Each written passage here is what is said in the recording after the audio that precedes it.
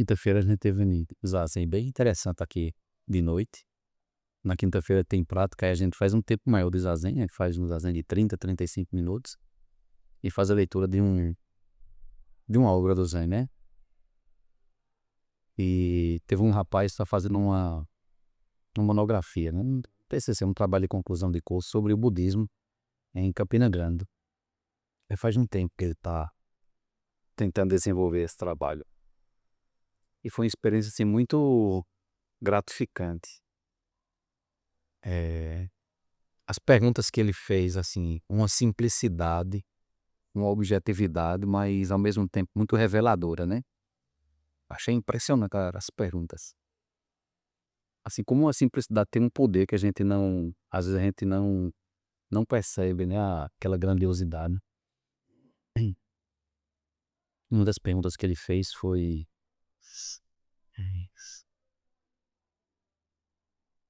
"Você pensou em abrir um lugar para receber as pessoas para meditar, né, para fazer o zazen?" Aí eu contei um pouco da história, das dificuldades que eu estava em praticar com o meu primeiro professor, em função do meu trabalho, que lá eu praticava aos domingos, só que nos domingos eu precisava preparar minhas aulas da semana, né. Eu falei dessas crises de dificuldades que às vezes a gente tem em praticar. O praticante que é praticante, ele tem crise. "Eita, e agora? Eu acho que é mais um que eu volto lá." Falei dessas dificuldades, e ele fez mais algumas perguntas, uma delas foi: eh, "Qual a maior lição, o maior ensinamento que você teve nesse tempo de prática?" Aí eu nunca tinha parado para pensar. Você acredita? Eu nunca tinha parado para pensar qual foi a minha maior dificuldade. Tirando as dificuldades corriqueiras, às vezes um choque de horário, alguma coisa assim. Ele me fez lembrar de uma situação que uma vez eu passei em São Paulo, logo no início, ainda não tinha recebido ainda uns preceitos, que lá em São Paulo, como é muita gente, então é comum as pessoas depois do zazen, eles ficam conversando e a monja pede para as pessoas se apresentarem, né, dizer de onde vêm, o que fazem. Aí vai um por um. Aí os outros vão falando, você vai formando a sua resposta ali, né, organizando as suas ideias. E aí chegou essa hora aí, meu nome é fulano de tal, tenho um escritório de advocacia na Avenida Paulista. Aí o outro: "Eu trabalho numa multinacional." Aí o outro: "Eu sou professor da universidade tal, universidade pública tal." Aí vai, aí chegou em mim: "Meu nome é Jorge, eu sou professor de ensino fundamental e de ensino médio mesmo." Mas enquanto aquelas pessoas falavam, eu tive uma primeiro um choque de realidade, porque eu nunca tinha tido contato com pessoas tão importantes. E na verdade eu me encontrei com muitas ideologias que eu tinha naquele momento, muitas ideias que eu tinha de inferioridade. Hum. Foi agoniante quando estava se aproximando de mim, porque eu senti algo do tipo: "Calma, isso não estou no meu universo. Isso não é uma realidade minha. Eu não faço parte dessa casta aqui, eu faço parte de uma outra casta aqui." Então eu me senti totalmente descontextualizado e acionou em mim um mecanismo de fuga. A minha sorte é que o meu primeiro professor e a própria monja, quando eu estava estudando pro curso de preceitos, tem nos preceitos que ele diz assim: "Não se elevar, não se rebaixar, não se igualar a ninguém. E quando as pessoas estavam falando das suas funções, da sua importância, quando estava chegando em mim, que ia dando aquele coisa de fuga, aí eu me abracei com esse preceito. Não se elevar, não se rebaixar, não se igualar a ninguém. Se isso não tiver vindo na minha mente, hoje a gente não estaria aqui. Porque a minha, meu, as minhas ideologias da época eram uma ideologia de questão de luta de classes, de pobre versus rico, que o rico explora o pobre. Não que isso não aconteça. Não que isso não aconteça. A gente sabe que esse mecanismo existe. Mas foi um buraco muito estreito que eu tive que enfrentar na minha prática. Muito estreito. Porque é comum alguns momentos assim, a gente pratica, principalmente quando tem treinamento, a gente pratica, então, aí vamos sair agora, vamos almoçar onde? Aí cada um diz um lugar mais estrambólico do que o outro. Aí eu digo, onde vocês quiserem ir, a gente vai, vai sozinho. Onde quiserem ir, a gente vai. E assim, como essas experiências, elas são chocantes, são marcantes, são doloridas, quando a gente tem determinados tipos de ideias, quando a gente está abraçado com um determinado tipo de crença. E foram muitos momentos que eu passei assim. Eu me lembro que uma vergonha que eu passei foi, tinha acabado de chegar de viagem, aí fiz as práticas, aí vamos almoçar fora. Aí almoçamos lá perto, em um dos restaurantes que tem lá perto da Monja, né? E vamos pagar a conta. Aí eu abri minha bolsa, uma bolsinha preta, um bisaco preto. E na hora que eu abri minha bolsa, a escova saiu. Aí uma pessoa tava do meu lado e disse, olha a escova do monge. Aí a coelheira disse, se que ele fosse uma arma, é. Ele é um monge. Eu achei tão bonita a resposta dela. Ele é um monge. Se que ele fosse uma arma aí, né? Discuta. Então, assim, no caminho a gente tem determinadas experiências que a gente vai se encontrando com a gente mesmo, entendeu? E tem determinadas coisas que a gente aprende que segura muito a gente, sabe? Que é o nosso porto seguro. Porque quando eu passei essa experiência da roda, cada um dizendo o que fazia, e a minha vontade era de simplesmente não estar ali, mas nunca eu pisar ali. E se não fosse esse preceito, eu tinha desistido. Eu pensei, não é isso que trata a prática.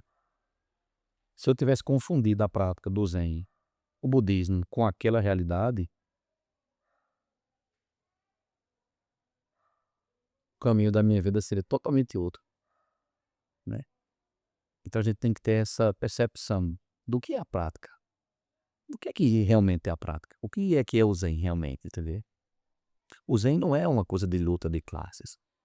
Não que não tenha, não que eu não possa perceber o mundo assim, mas como é que eu quero praticar de maneira mais aprofundada e eu permaneço onde eu estiver praticando.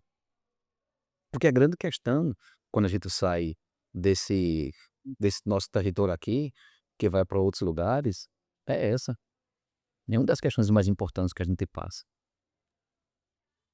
Porque a nossa economia aqui é uma economia basicamente é muito menor do que a da região do Sudeste, do que a região do Sul, do que a do Centro-Oeste. A gente mora numa região muito pobre. E olha que não é a mais pobre. Mas como é que a gente consegue, numa cidade como Campina Grande, cheio de adversidades, que foi o que o rapaz perguntou, como é que a gente consegue praticar? A gente tem que ter um certo jogo de cintura, uma certa crença de que isso vale a pena praticar. E de que isso não só vale a pena praticar, também como vale a pena deixar que as pessoas que desejam pratiquem. Por isso que é muito bonito encontrar os velhos praticantes que aqui a gente já tem, não é? Porque as pessoas às vezes perguntam: "E lá, como que é?". E um desses treinamentos que a gente foi fazer, tava eu, Sozen e Riozen, que era um praticante que tinha aqui, e alguém perguntou a eles: "Ah, vocês são de onde, Campina? Ah, então lá vocês fazem muito zazen, né?". Olha a referência, né. Que boa referência a gente teve. Lá vocês praticam muito zazen. Se eu tivesse me perguntado, eu disse: "Pratica menos do que eu quero". Aí, olha que coisa de referência, a gente já tem uma referência de que aqui a gente pratica zazen. A gente não pode fazer tudo como é lá, mas a gente faz do jeito que a gente pode fazer. E a gente não desiste por isso. Porque se a gente colocar uma perfeição, não tem que sair perfeito, a gente não desiste. A gente desiste facilmente. Não. É como a gente construir e como a gente puder construir. É isso que a gente faz na vida, a gente sai adaptando. A gente se adapta pra gente poder sobreviver. Uma coisa que ele me fez uma pergunta: "O que é que você sente falta da prática aqui?". A gente sente falta de recitar. Existem muitas recitações no zen. De manhã, a gente passa boa parte da manhã recitando. Recita, recita, recita, tem muitas recitações. E a gente não faz aqui, por quê? Porque não tem um tempo. Sábado, por exemplo, hoje mesmo eu tive reunião das 7 às 12h20. Domingo eu preparo minhas aulas, ou a gente tem as aulas do curso da gente, ou eu vou pra casa da minha mãe mais cedo, ou eu fico com minha família. Já pensou se eu tivesse essa na minha cabeça: "Ah, eu não posso fazer como tem que ser feito, então eu não faço". Olha como a gente barra as coisas, se a gente for procurar uma perfeição que a gente não tem condições de ter ainda. Eu fiquei pensando: "Nossa, quantas perguntas simples foram tão arrebatadoras, tão reveladoras", entendeu? E outra que ele fez foi, hum, dentro dessa, aí eu me lembrei de uma outra que pra mim foi fora a prática, foi uma lição de vida mesmo que eu tive, que às vezes eu compartilho com as pessoas, os mais antigos aqui devem saber dessa história. Uma vez eu estava em Aracaju o mar é raso demais. Não tem onda lá na praia que a gente vai em Aracaju, né. E uma vez eu estava lá e vamos pra praia, vamos, né, fazer o quê? Enfrentar esse marzinho aí.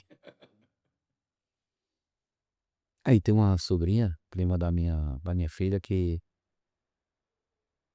ela era pequenininha na época, bem alegre porque estava indo pra praia, né. E eu todo abusado porque estava indo pra praia. Todo abusado mesmo, vamos, segue o fluxo aí. E ela entrou no mar e foi dizendo: "Vem, vem Jauli, é bom, vem que é bom". E eu com a cara deste tamanho, com minha Crocs dentro da água. Aí eles: "Vem, se baixa", eu digo: "Certo". Aí deixei essas ideias de lado, segui o conselho dele e me abaixei. Quando eu me abaixei, parecia que o mar todinho estava me abraçando. Foi uma das experiências mais fortes que eu tive. Olha que coisa simples, apenas um banho de mar, raso, que eu detestava. Mudou a concepção que eu tenho, por exemplo, hoje a respeito de tomar um banho no mar. Porque eu tinha colocado na minha cabeça fixo a ideia fixa de que só é bom se for assim. Tem que ter profundidade e tem que ter onda forte. Misericórdia, né?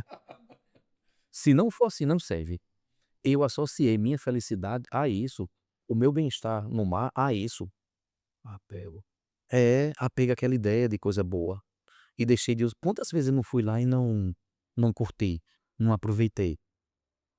Porque eu coloquei na minha cabeça uma coisa que tem que ser assim. E quais são as ideias que a gente tem, que tem que ser assim, que atrapalha a gente de vivenciar as coisas, né? Eu sei que eu tive muitas. Muitas dessas ideias de que tem que ser assim para poder ser bom. Na verdade, pode ser bom do jeito que é. É tão bom quando a gente simplesmente vive aquilo que está na nossa frente, e não é?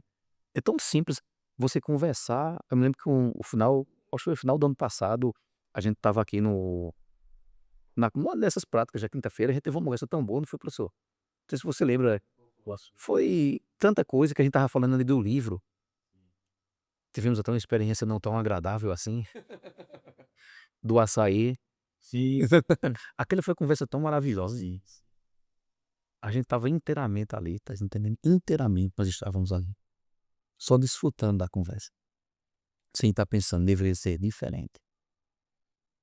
Ou querer manipular a conversa para não, as coisas simplesmente fluía. Só que a gente tem umas ideias assim, que para poder ser bom, tem que estar desse quadradinho, desse modelinho, porque se não tiver, não presta. Controle, né? É. A gente estraga a vida da gente assim. A gente tá fechado às experiências, sabe? A nossa sensação de proteção, que é uma coisa que a monja ela fala muito. Ela vai voltar a falar disso nesse capítulo que a gente vai estudar agora, né? Como é que a gente tenta manipular as coisas para poder todas essas coisas nos satisfazer, né? Como é que a gente vai desenvolvendo uma sensação de proteção das coisas. E como é que a gente se expulsa do paraíso. Olha a frase que a abençoada da monja usa. Logo no começo do capítulo, sobre experiências e vivências, ela falou logo assim, tipo: "Hoje eu vim explicar para vocês como é que a gente se expulsa do paraíso". E uma das formas que a gente se expulsa do paraíso é desse jeito. Tenho essa ideia aqui e quero fazer com que tudo se enquadre aqui. Só que a realidade ela é dinâmica demais. Não tem como a realidade se encaixar no que eu quero. O nome disso é loucura. O nome disso é loucura. Uma das áreas onde isso mais gera sofrimento é no amor. Sinônimos. Seja de tal. Que nem diz a música. Eu quero você como eu quero. É, isso mesmo. Isso mesmo. E ainda uma que a gente estudou aqui na Casa Tempo foi em 2017, 2018 ainda, de Marília Mendonça. Eu me apaixonei pelo que inventei de você. A gente tem umas coisas assim, então a gente projeta aí. Mas assim, sabe, como as coisas simples, elas também podem ser boas, sabe? Só que é complicado, porque dizem que o melhor de tudo é o gourmet. Temos que ter experiências, tem que ter uma comida gourmet, temos que ter espaços gourmet, temos que ter lugares instagramáveis. Eu fiquei horrorizado quando eu vi essa propaganda. Bebidas instagramáveis. Eu digo, como você come uma bebida instagramável? Não é? Peraí, que bem elaborado. Aí foi que eu me toquei que deve ser aquelas bebidas coloridas que o povo faz, né, com não sei o quê, com eu disse: "Nossa".